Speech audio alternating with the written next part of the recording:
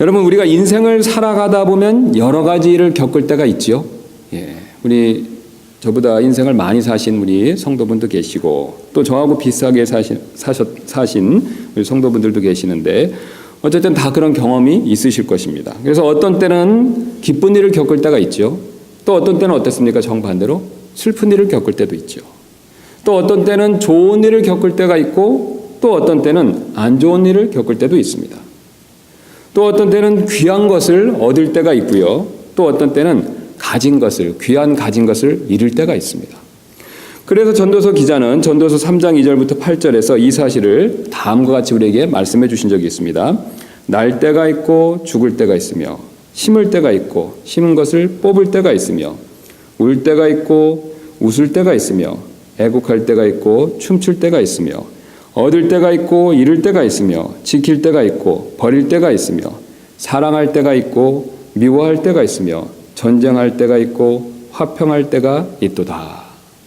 그런데 오늘 흥미롭게도 오늘 본문의 아브라함 역시 이와 동일한 일을 겪는 모습을 오늘 우리에게 지금 보여주고 있습니다. 지금 이 위대한 믿음의 조상 아브라함도 우리와 마찬가지로요. 기쁜 일을 겪을 때가 있지만 오늘 성경 말씀을 보니까 또한 슬픈 일을 겪는 모습도 우리에게 분명히 지금 성경은 그것을 보여주고 있습니다. 그래서 우리가 지난 시간에 살펴보셨던 것처럼 기억나시는 대로 아브라함은 어떻습니까? 이삭으로 인해서 자기 생에 있어서 최고의 기쁜 일을 겪었었죠. 그래서 한번 근거로 6절 말씀 우리가 살펴봤던 내용이지만 다시 한번 가서 보도록 하겠습니다. 그래서 6절 말씀 이렇게 말씀하고 있습니다. 사라가 이르되 하나님께서 나로 하여금 웃게 하셨으니 그러므로 듣는 모든 자가 나와 함께 웃으리로다 하고, 하나님께서 지금 그 웃음, 이삭이라는 이름의 뜻이 뭡니까? 웃음이죠. 웃음인 이삭을 주셔서 사라도 웃게 하시고요. 사라만 웃게 하신 게 아니라 또 누구도 웃게 했습니까? 자신의 주변에 있는 모든 사람들도 웃게 하셨다. 그러니까 아브라함의 인생에 있어서 가장 좋았던 때가 분명히 맞지요. 왜냐하면 이렇게 큰 이삭을 통해서 하나님께서 기쁨과 즐거움을 주셨기 때문에 그렇습니다. 그래서 그 기쁨과 즐거움 8절에도 이어지는데요. 8절 말씀 보니까 아이가 자라매 젖을 때고 이삭이 젖을 때던 바로 그날에 아브라함이 큰 잔치를 베풀었더라. 그래서 하나님께서 또 건강의 복을 사라에게 주셔서 어떻습니까? 사라가 이삭을 직접 젖을 먹일 수 있었고요. 또 그 젖을 떼었었을 때 아브라함이 기쁨으로 감사해서 큰 잔치를 통해서 이 자신의 기쁨을 표현하는 모습을 분명히 보여주고 있습니다. 그러나 오늘 본문은 정반대로 이스마엘로 인해서 마음에 큰 어려움을 겪는 모습을 우리에게 지금 그것을 분명히 보여주고 있습니다. 그래서 이 이삭이 이스마엘에 의해서 희롱당하고 비웃음거리가 되자 이로 인해서 화가 난 사라가 어떻습니까? 이스마엘과 하갈을 내쫓으라라고 그렇게 얘기하고 있죠. 여기서 특별히 그 이삭을 희롱하더라라고 했을 때 마킹으로 되어 있는데 그 단어가 위에 나와 있는 6절에 듣는 모든 자가 나와 함께 웃으리로다 라는 단어가 원어상에는 히브리 말에는 똑같습니다. 그러니까 둘 다 똑같은 웃음이라는 뜻이죠. 그래서 사라가 이삭으로 인해서 즐거워하고 기뻐하고 웃었는데 이제는 반대로 이스마엘이 자신의 기쁨인 이삭을 어떻습니까? 웃음거리로 만들었다는 거죠. 그래서 이로 인해서 사라가 상당히 화가 난 모습을 보여주고 있습니다. 이 일로 인해서 아브라함 마음에 큰 어려움이 생겼다라는 것을 11절 말씀이 분명히 보여주고 있는데요. 그래서 성경이 무엇을 말씀하고 있냐면 자기 아들로 인하여 이 일이 아브라함의 눈앞에 큰 근심거리가 되니라. 지금 화가 난 사라가 어떻습니까? 이스마엘과 하갈을 내보내라, 내쫓으라 라고 얘기하고 있죠. 그런데 내쫓으라, 내보내라 라고 했었을 때 그것이 아브라함에게 큰 걱정거리가 됐다라고 말씀하고 있다는 것이죠. 그것도 큰 걱정거리가 됐다라고 분명히 말씀하시고, 심지어는 하나님께서도 이 아브라함에게 이것이 얼마나 큰 걱정거리가 됐는지 하나님 자신도 그것을 인정하시는 내용을 12절에 보여주고 있습니다. 그래서 하나님께서 아브라함에게 이르시되 그 아이나 내 노예 여자로 인하여 그 일로 내 눈앞에 근심거리로 두지 말고. 여러분 어떻습니까? 하나님도 어떻게 말씀하고 계십니까? 아브라함에게 이것이 큰 근심거리, 걱정거리가 된다라는 사실을 인정하고 계시죠. 사실 아브라함의 삶에 좋은 일도 찾아왔지만 반대로 지금 어려운 일도 찾아왔다라는 사실을 분명히 보여주고 있습니다. 그런데 오늘 여기서 우리는 한 가지 흥미로운 사실을 발견할 수 있게 됩니다. 어떤 내용이냐면요. 바로 이삭은 기쁨을 가져다 주었지만 반대로 이스마엘은 어떻습니까? 항상 아브라함에게 근심거리를 가져다 주었다라는 사실을 우리에게 분명히 보여주고 있죠. 즉 아브라함이 믿음을 통해 낳은 이삭은 기쁨을 가져다 주었죠. 여러분 맞습니까? 예. 지금 믿음을 통해 낳은 이삭은 아브라함에게 기쁨을 가져다 줬습니다. 최소한 2년, 3년 동안 계속해서 기쁨을 가져다 주었다는 것이죠. 반대로 아브라함이 믿음 없이 자신의 육체를 통해서 얻은 이스마엘은요. 근심과 어려움을 계속해서 가져다 주었다라는 사실을 우리에게 보여주고 있죠. 그래서 그 근거를 어떻습니까? 16장에서는요. 16장에서부터 문제가 있지 않았었습니까? 우리 찾아보지는 않겠습니다. 이미 다 아시는 내용이기 때문에. 이스마엘을 수태한 하갈이 사라를 멸시했기 때문에 어떻습니까? 아브라함 집안에 문제가 생겼었죠. 이스마엘은 태어날 때부터 문제거리였다는 겁니다. 여러분 왜 그렇습니까? 믿음으로 낳은 자녀가 아니라요. 자신의 육체를 따라서 육신을 따라서 자신의 힘으로 낳으려고 했던 자녀였기 때문에 그렇다라는 뜻이 되겠습니다. 또 오늘 본문이 22장에 가서는요. 이제는 이스마엘이 이삭을 희롱하면서 집안에 큰 문제가 됐다라는 사실을 보여주고 있죠. 이것은 우리에게 지금 한 가지 아주 중요한 사실을 알려주고 있습니다. 바로 어떤 내용이냐면요. 믿음으로 행하는 일은 인내하며 오래 기다려야 한다는 것이죠. 그러나 그 결과는 영적으로 큰 기쁨과 즐거움을 반드시 가져다 준다는 사실입니다. 지금 아브라함은 어땠습니까? 25년 동안 믿음으로 인내하면서 기다렸죠. 믿음으로 인내하면서 기다렸더니 그 결과 얻은 이삭은 어떻습니까? 아브라함에게 꼭 또 그 가족들에게 기쁨과 즐거움과 웃음을 선사했다는 겁니다. 즉 믿음을 따라 행한 일은 아브라함에게 기쁨과 즐거움을 주었다는 것이죠. 반면 믿음 없이 육신을 따라 행한 일이 되는 우리 이스마엘의 일은 어떻습니까? 반대로 근심과 어려움을 가져다 주었다는 것이죠. 즉 믿음 없이 육신을 따라 행한 일은 사람 보기에는 어떻습니까? 쉽고 빠른 것 같았죠. 사실 아브라함이 믿음을 가지고 있었지만 반면에 이삭을 낳기 전에 자기도 모르게 자신의 방법으로 하나님의 약속의 자녀를 얻으려고 시도한 것이 바로 이스마엘입니다. 그래서 편한 방법이고 사람의 방법이기 때문에 빨리 자신의 하나님의 약속을 성취할 수 있었을 것 같았지만 그 결과는 어떻습니까, 여러분? 정반대였습니다. 기쁨과 즐거움이 아니라 집안에 분쟁과 어려움을 가져다 주었다는 것이죠.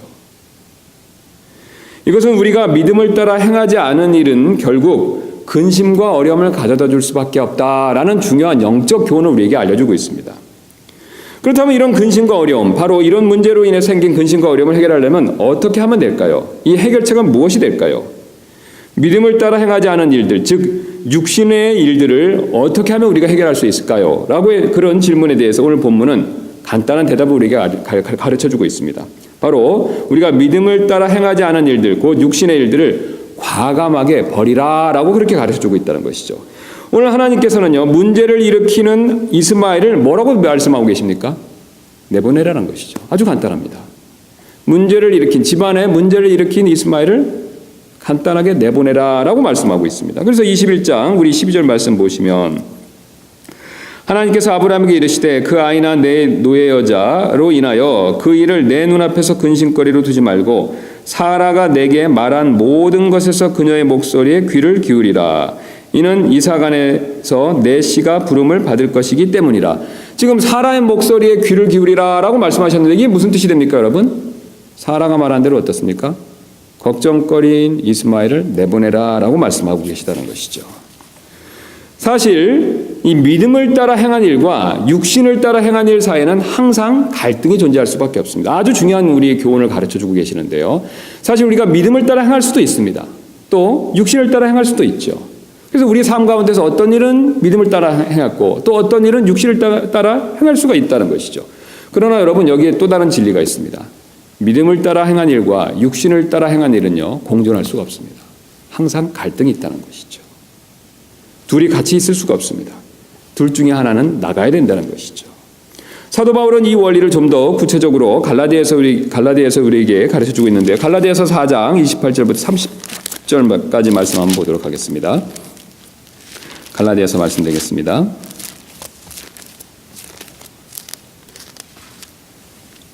4장 28절부터 30절입니다. 사도 바울이 지금 이 이스마엘과 이삭의 이야기를 가지고 우리가 영적 교훈을 가르쳐주고 있는데 28절 말씀부터 제가 읽겠습니다. 형제들아 이제 우리는 이삭과 같이 약속의 아이들이니라. 29절입니다. 그러나 그때 육체를 따라 태어난 자가 성령을 따라 태어난 자들을 핍박한 것 같이. 4장 갈라디아서 4장입니다. 28절부터 30절. 예. 교독으로요. 예. 제가 그러면 교독으로 읽겠습니다. 제가 먼저 읽겠습니다. 형제들아 이제 우리는 이삭과 같이 약속의 아이들이니라. 그럼 29절 읽어주시면 감사하겠습니다.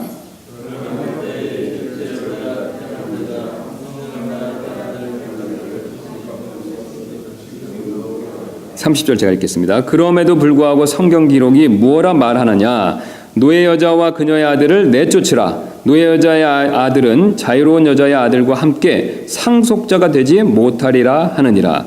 지금 29절에서 우리가 28절부터 보시면요. 이제 우리는 이삭과 같이 약속의 아이들이니라. 그러니까 이삭과 동일하게 우리 역시 어떻습니까? 약속의 자녀들이다라고 말씀하시면서 바울이 29절에 이렇게 설명하죠. 그러나 그때 육체를 따라 태어난 자가 성령을 따라 태어난 자들을 핍박하는 것 같이 지금도 그러하도다. 여러분 어떻습니까? 지금 육체를 따라 태어난 누가요? 이스마엘이 성령을 따라 태어난 누구를요? 이삭을 핍박했다라고 말씀하고 있죠. 여기서 흥미로운 사실은 이삭이 태어나긴 태어났는데 아브라함 자신의 힘으로 태어난 것이 아니라 어떻습니까? 성령을 따라 태어났다는 것이죠. 마치 예수님의 모형으로서요. 예수님께서 성령을 통해서 잉태하신 것처럼 이삭 역시 어떻습니까? 사람의 육신의 힘으로 태어난 것이 아니라 성령을 통해서 성령을 따라서 기적같이 출생했다라고 말씀하고 계시죠. 그래서 지금 육체를 따라 태어난 자가 성령을 따라 태어난 자를 핍박하는데 이런 원리는 지금도 있다는 것이죠. 자, 그러면서 왜 같이 있을 수 없냐면 30절에 그 사실을 우리에게 가르쳐 주는데요. 후반부에 나와 있지 않습니까? 노예 여자와 그녀의 아들을 내쫓으라. 노예 여자의 아들은 자유로운 여자의 아들과 뭐라고 말씀하고 계십니까? 함께 상속자가 되지 못하리라. 두 사람은 동시에 상속자가 될 수가 없습니다. 누구만 상속자가 될 수 있습니까? 성령을 따라 태어난 자만 상속자가 된다는 것이죠. 육체를 따라 태어난 자는 상속자가 될 수 없다는 것이죠. 그 집안의 상속자는 한 명만 되는데 바로 육체를 따라 태어난 자는 될 수가 없고요. 성령을 따라 태어난 자만 될 수 있다라고 말씀하고 계시죠. 근데 이 원리가 영적으로 동일하게도 우리에게 적용된다라는 사실을 사도 바울께서 또 옆에 있는 우리 5장 16절 17절 말씀을 통해서 우리에게 가르쳐주고 있습니다. 그래서 16절 17절 말씀 제가 먼저 읽겠습니다. 육신은 성령을 대적하여 욕심을 부리고 성령은 육신을 대적하나니 이 둘이 서로 반대가 되므로 너희가 원하는 것들을 너희가 능히 하지 못하느니라. 아멘.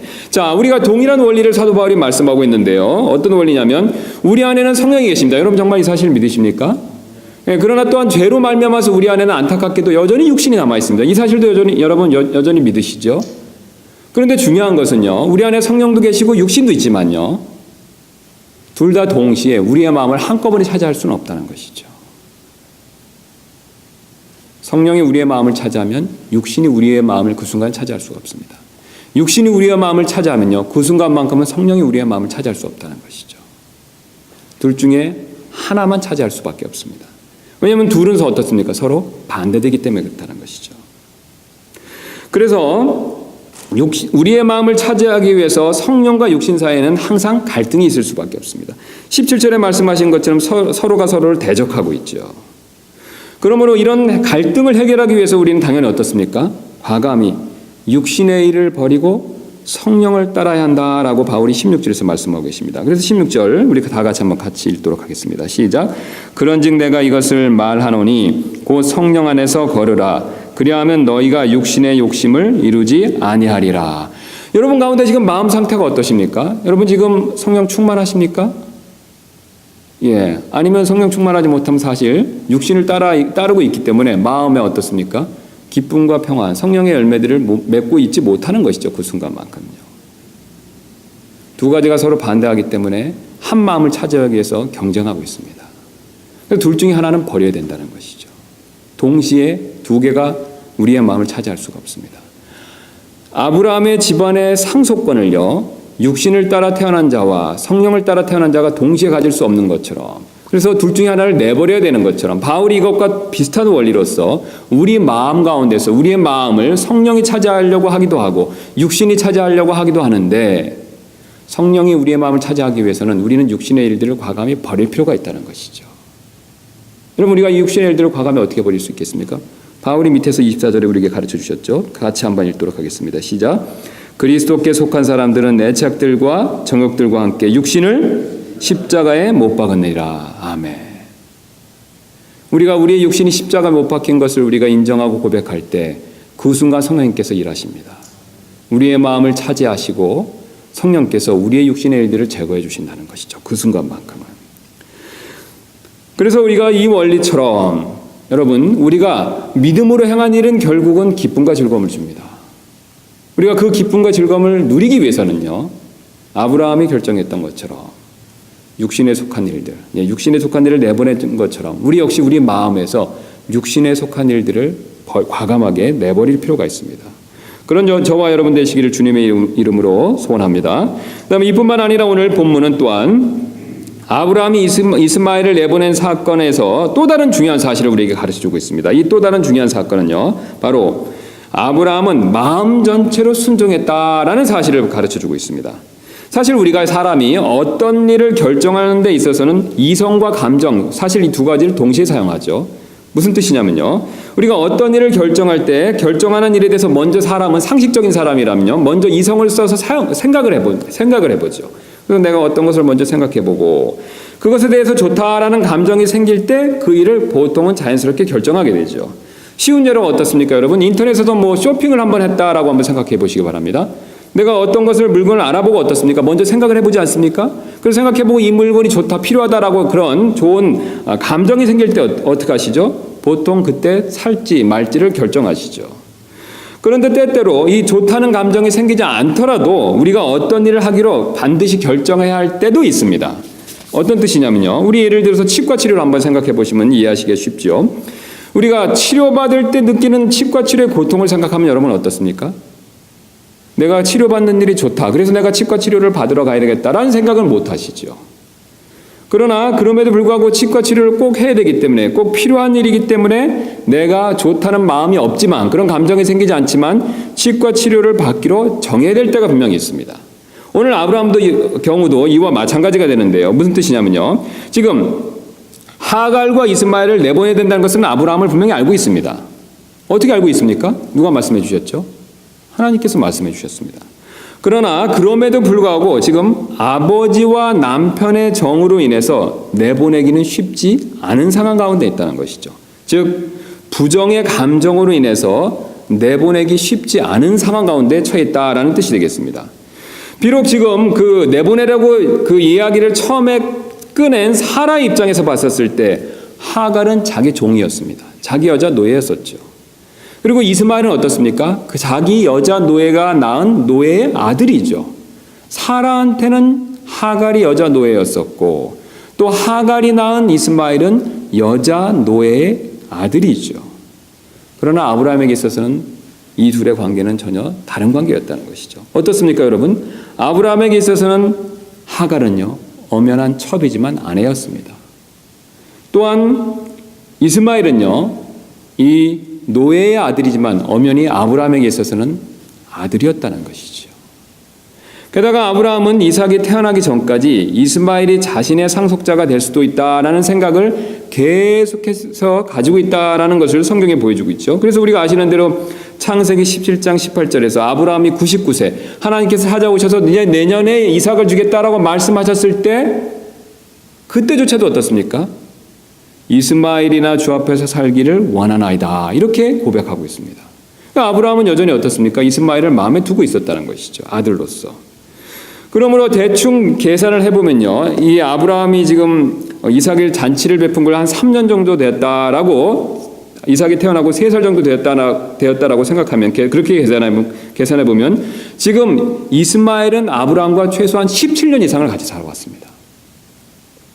17년을 같이 살아온 가족을 당장 내쫓는다는 것은요, 남편이요 아버지인 아브라함에게 있어서 어떻습니까? 결코 쉬운 일은 아니라는 것이죠. 여러분 사실 아브라함이 냉혈한이 아닌 이상은 하나님께서 이렇게 말씀하셨다고 했을 때 17년을 같이 살아온 가족입니다.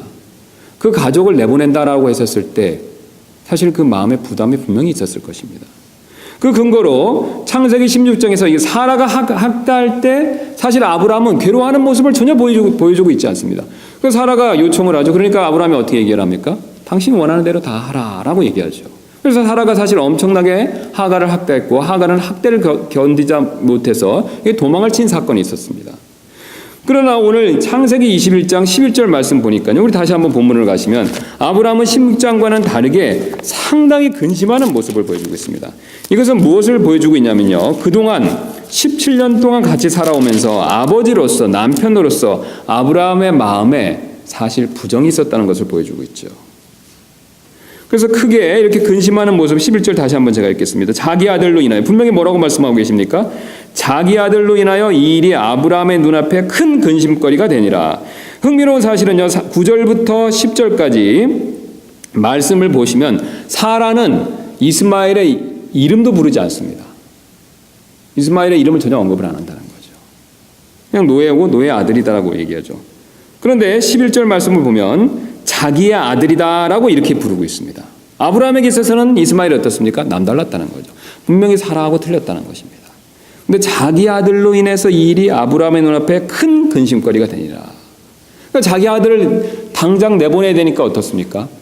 사라의 이야기를 통해서요. 사라 이야기를 들어주면 당장 내보내야 되기 때문에 그 일이 참 자신에게 부담이 됐다는 것이죠. 그렇지만 아브라함은 자신의 감정을 누르고 바로 하나님의 명령에 즉시로 순종하는 모습을 보여주고 있습니다. 그래서 근거로 우리 21장 14절 말씀 보시면 아브라함이 아침에 일찍 일어나. 여러분 참 놀랍지 않습니까? 아브라함이 13절 말씀 보면요. 이제 하나님께서 12절에 이제 그 사라의 음성에 귀를 기울이라라고 얘기하고 13절에 그 노예 여자의 아들도 내 신이 내가 그에게서 한 민족을 만들리라 하시니라 이렇게 약속을 주고 나서 어떻습니까? 그 다음 날 곧바로 아브라함이 아침 일찍 일어나서 이스마엘과 하갈을 내보내는 모습을 보여주고 있습니다. 여러분 어떻습니까? 놀랍지 않습니까? 즉시로 순종하는 모습을 보여주고 있다는 것이죠. 사실 아브라함의 신앙의 훌륭한 점을 여기서 우리는 발견할 수가 있습니다. 바로 자신의 감정을 누르고 순종하는 모습을 지금 우리에게 분명히 보여주고 있다는 뜻이 되겠습니다. 사실 지금까지 아브라함은 하나님 명령에 순종하기가 참 쉬웠습니다. 여러분 왜 그렇습니까? 하나님께서 순종하라는 명령의 내용들이 어떻습니까? 아브라함이 들었을 때 다 기분이 좋은 내용들이죠. 아들을 주겠다. 자손들을 주겠다. 그 다음에 땅을 주겠다. 사실 우리가 누가 들어도 이거 순종하면 좋은 일이구나. 사실 아주 다 긍정적인 내용들이죠. 사실 아브라함뿐만 아니라 우리에게도 그런 약속을 주신다면, 하나님께서 그런 약속을 주신다면, 최소한 저한테라도 주신다면 저도 따라가는 걸 한번 많이 고려해 볼 겁니다. 예. 아브라함처럼 낯선 곳에 가서 이렇게 정착하라고 한다면요. 그런데 그 지금까지 내용들은 참 쉬운 내용이었지만요. 이번만큼은 어떻습니까? 정반대였죠. 자신의 부정을, 아버지로서의, 남편으로서의 그 감정을 억누르고 순종해야 됐다는 것이죠. 게다가 더 놀라운 사실은요. 우리가 다음 시간에 살펴볼 22장에서 보면요. 사실 하나님께서 누구를 또 바치라고 요구하십니까? 이삭을 바치라고 요구하시죠. 사실 이삭을 바칠 때는 어떻습니까? 아버지로서 부정이요. 그걸 누르기가 더 어떻습니까? 더 힘들었겠죠. 지금 하나님께서는 두 아들을 통해서 동일한 것을 요구하고 계십니다. 이스마엘이나 이삭이나 동일하게 아버지로서의 감정, 그것을 누르고 절대적으로 순종하기를 원하고 계시다는 거죠. 그러나 상대적으로 이삭보다는 이스마엘이 쉬웠기 때문에 하나님께서 쉬운 것을 먼저 요청하고 계십니다. 사실 여러분 우리도 이 말씀으로부터 동일한 교훈을 배울 수가 있습니다. 즉 우리도 하나님의 명령에 순종하기 위해서는요. 때때로는요. 우리 자신의 감정을 누르고 순종하는 일이 필요하다라고 주님이 그 사실을 우리에게 말씀해 주고 계십니다. 여러분 우리가 요즘 시대는 사람들이 보통 감성 시대다라고 그렇게 부르고 있죠. 여러분 왜 그렇습니까? 사람들의 감정을 중요시하는 시대죠. 이성보다는 사람들의 감정, 느낌을 참 중요시하는 그런 시대입니다. 그래서 우리가 아무리 어떤 내용이 타당하다고 하더라도 이 사람들이 어떻습니까? 자신의 감정이나 느낌이 좋지 않다면요. 그것에 그 좋은 느낌을 받지 못한다면 받아들이지 않는 시대입니다. 여러분 이미 잘 아실 겁니다. 특히 젊은 사람들은 어떻습니까? 자신의 감정과 느낌대로 행동한다는 것이죠. 우리는 그런 시대에 살고 있기 때문에 우리도 모르게 그런 생각의 영향을 받을 수가 있습니다. 우리 시대의 문화이기 때문에 그렇다는 것이죠. 그러나 우리 하나님께서는요, 때때로 우리의 감정이나 느낌에 거슬리는 명령을 내리실 때가 분명히 있습니다. 그러나 그럼에도 불구하고 우리는 순종할 필요가 반드시 있다라고 주님이 그렇게 그 사실을 말씀해 주고 계십니다. 여러분, 대표적으로 어떻습니까? 우리가 성경을 읽거나 이런 설교 말씀을 들을 때요, 그 말씀이 나의 감정을 거스릴 때가 있죠. 상하게 할 때가 분명히 있습니다. 그러나 그런 말씀을 위해서 내 감정이 상했다라고 하더라도 우리는 그런 감정을 누르고 순종할 필요가 분명히 있습니다. 여러분, 다윗이 훌륭했던 점 가운데 하나는 어떤 것이냐면요, 물론 그가 죄를 범했지만 어떻습니까? 나단 선지자의 설교 말씀에 어떻습니까? 찔림을 받아서 감정이 상했음에도 불구하고 순종하고 회개했다는 사실이죠. 우리 한번 가서 확인해 보도록 하겠습니다. 사무엘기하 12장 5절부터 13절입니다.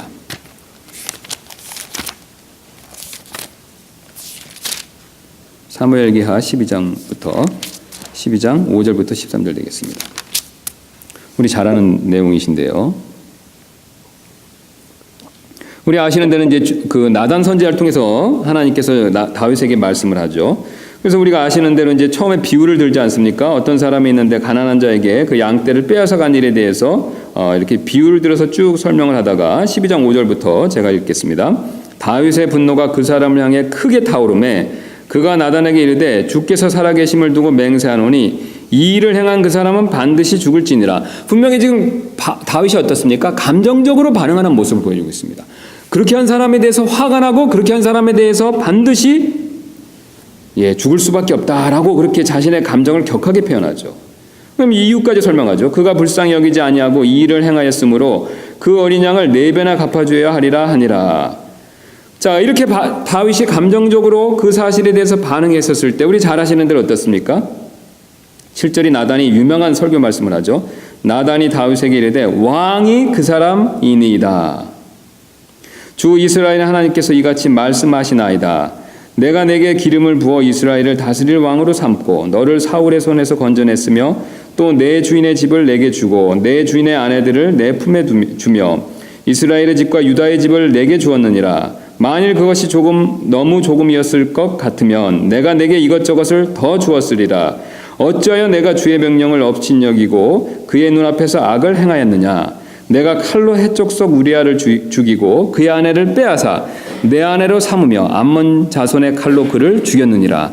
내가 나를 업신여기고 해족속 우리아의 아내를 빼앗아 내 아내로 삼았은즉 이제 그 까닭에 칼이 내 집에서 결코 떠나지 아니하리라. 주가 이같이 말하노라. 보라, 내가 내 집에서 너를 대적하는 재앙을 일으키고 내가 내 아내들을 내 눈앞에서 가져다가 내 이삭에게 주리니 이 해가 부는 데서 그가 내 아내들과 함께 누우리라.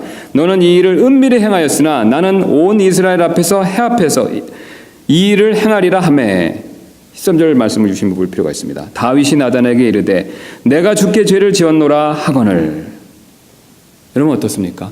분명히 다윗이 처음에 감정적으로 반응했죠. 화가 났다고 얘기했습니다. 그 잘못한 사람에 대해서 화가 나서 그런 사람은 죽음의 값을 치를 수밖에 없다라고 얘기했는데 나단 선지자가 그게 누구라고 얘기하고 있습니까? 당신이다라고 얘기했다는 것이죠.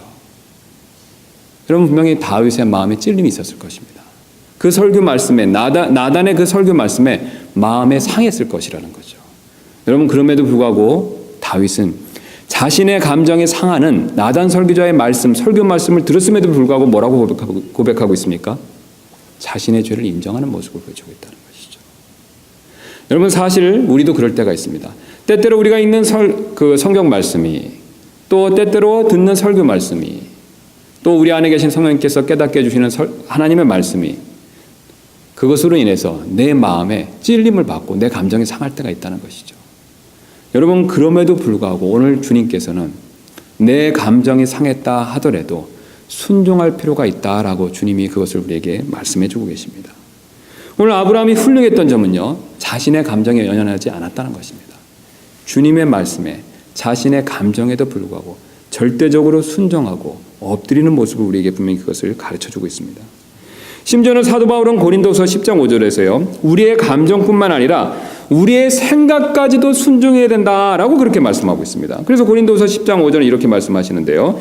우리는 상상하는 것과 또 하나님을 아는 것을 대적하여 스스로를 높이는 모든 높은 것을 무너뜨리고 모든 생각을 사로잡아 그리스도께 순종하게 하며. 여러분, 사도 바울은 한 번 더 나가서 우리의 감정뿐만 아니라 우리의 생각까지도 사로잡아서 그리스도께 순종하는 것이 필요하다라고 그렇게 말씀하고 있습니다. 주님은 오늘 우리에게 분명히 이런 자세를 요구하고 계십니다. 그러나 또 이것이 다가 아닙니다. 오늘 아브라함과 이스마엘을 내보낸 사건은요, 우리에게 또 다른 마지막으로 중요한 사실을 가르쳐 주는데요. 이 마지막 사실을 살펴보고 오늘 말씀을 마치도록 하겠습니다. 이 마지막 사실은 어떤 것이 되냐면요, 우리가 순종하려고 이렇게 할 때 하나님께서 우리를 도와주신다라는 사실을 우리에게 가르쳐 주고 계십니다.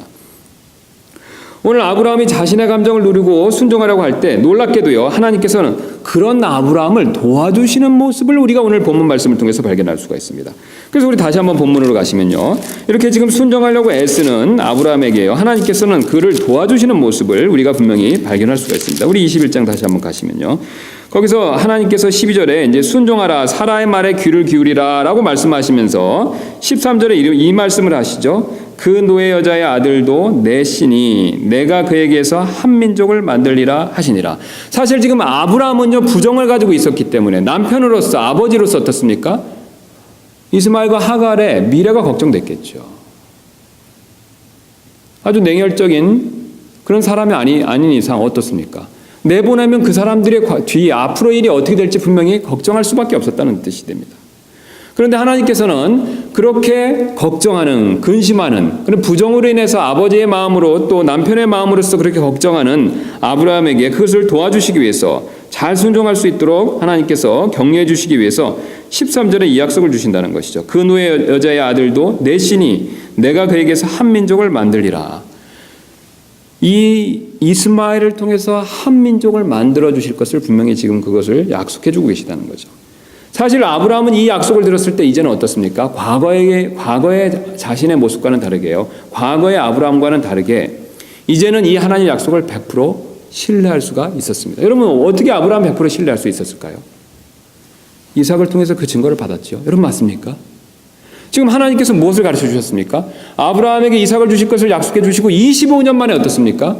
기적 같은 방법으로 그것을 이루어 주셨죠. 들어주셨다는 것이죠.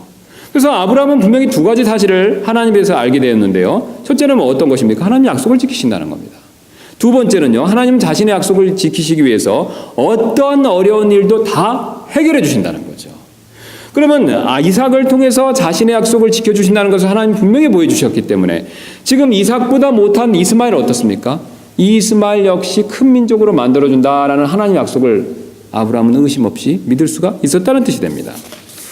하나님께서는 이렇게 지금 자신의 명령에 순종하려고 하는 아브라함에게 약속을 통해서 잘 순종할 수 있도록 격려하신다라는 사실을 우리에게 지금 분명히 보여주고 계시죠. 그러므로 당연히 아브라함은 하나님께서 이스마엘에 대한 약속을 지키실 것이다라는 사실을 100% 확신했기 때문에 그를 분명히 내보낼 수가 있었습니다. 그래서 우리가 아까 살펴본 대로 14절 말씀 보시면 아침에 일찍 일어나서 내보냈다라는 것을 봤었을 때 어떻습니까? 분명히 신뢰했다는 거죠. 걱정했으면 망설였겠죠. 게다가 더 놀라운 증거가 있는데요. 어떤 것이냐면 내보내는 사람들에게 무엇만 줘서 내보냈습니까? 빵과 약간의 빵과 물 한 부대만 주어서 내보냈다는 거죠. 여러분, 이 구절을 보셨을 때 어떻게 이해가 되셨습니까? 지금 자신의 17년 동안 같이 살았던 가족인데요, 내보내는데 어떻습니까? 한미천 어떤 재산을 주는 것도 아니고요, 빵과 물을 넉넉히 주는 것도 아니고 어떻습니까? 빵 약간과 물 한 부대만 주어서 보냈다는 거죠. 그러면 아브라함이 어떻습니까? 믿음이 있었기 때문에 물 한 부대만 주어서 보낼 수 있었다라는 것을 보여주고 있다는 것이죠. 만약에 믿음이 없어서 이렇게 내보내면 어떻습니까? 아브라함은 정말 냉혈한이죠.